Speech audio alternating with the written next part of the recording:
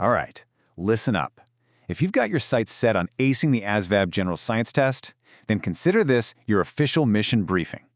We're about to cover the essential intel on our solar system and the fundamental laws that govern it. Let's get to it. So here's the game plan. We'll start with why any of this space stuff matters. Then we'll take a quick tour of our solar system. After that, we'll dig into Earth, the Sun, and gravity. Then we'll cover the universal laws of motion, and we'll wrap it all up with a knowledge check to make sure you're ready. Okay, first things first. You might be wondering, why on earth do I need to know about astronomy for the ASVAB? And you know what? That's a fair question. The answer isn't some abstract cosmic mystery. It's actually super practical and directly relevant.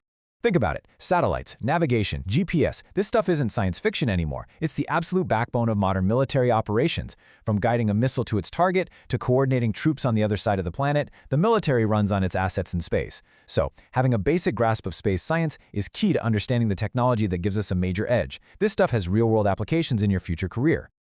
All right, let's gear up for our first deep dive. We're taking a tour of the solar system. You gotta know the terrain, right? Think of this as getting to know your theater of operations. So our solar system is basically split into two different neighborhoods. First up, you've got the terrestrial planets. These are the inner rocky worlds, like our own Earth. They're dense, they have solid surfaces and metal cores. Then you get to the outer planets, the big guys, the gas giants. We're talking massive, swirling balls of hydrogen, helium, and water with no solid ground to stand on at all. Just two completely different types of environments you need to be able to tell apart. Now, it's not just about the planets. There are other key players on the field we need to track. First and foremost, the Sun. It's a yellow dwarf star, which really just means it's a stable, medium-sized star, and it is the undisputed king of the system, making up over 99% of all the mass. Then you have asteroids, which are mostly rocky bits hanging out in a belt between Mars and Jupiter. And comets, think of them as dirty snowballs of ice and rock that grow these amazing tails when they get close to the Sun. And finally, meteoroids, which are just smaller pieces of all that cosmic rubble. Okay, let's bring it back home. We're going to zoom in on our home base, Earth. The way our planet interacts with the Sun and the force of gravity, man, it's absolutely critical. These are the forces that literally shape our world and every single operation on it. All right, here's a classic ASVAB question for you. What's the real reason we have seasons? A lot of people think it's because we get closer or farther from the Sun as we orbit. Is that it? Take a second and think about it. The real cause is the tilt of Earth's axis, which is sitting at about 23.5 degrees. See, as we travel around the Sun, that tilt means different parts of the planet get more direct sunlight. When the northern hemisphere is tilted toward the Sun's rays hit us like a spotlight, and that's summer. When it's tilted away, that same sunlight gets spread out and is a lot weaker, and that's our winter. It's a pretty simple idea, but it has a massive impact. You know, the Sun isn't always calm and quiet. Its activity is a huge factor, and that brings us to something called a solar flare. This is basically a massive explosion on the Sun's surface. It unleashes a storm of energy that can completely disrupt GPS signals, scramble radio communications, and even fry satellites in orbit. As you can imagine, that's a huge deal for any modern military. So we know solar flares can mess with our tech, but what are the basic rules that control how everything moves through space? For that, we need to get into the universal rules of engagement, Newton's laws of motion. These laws explain everything, from how we launch a rocket to how we guide a satellite. Newton gave us 3 laws that tell the whole story. First, the law of inertia.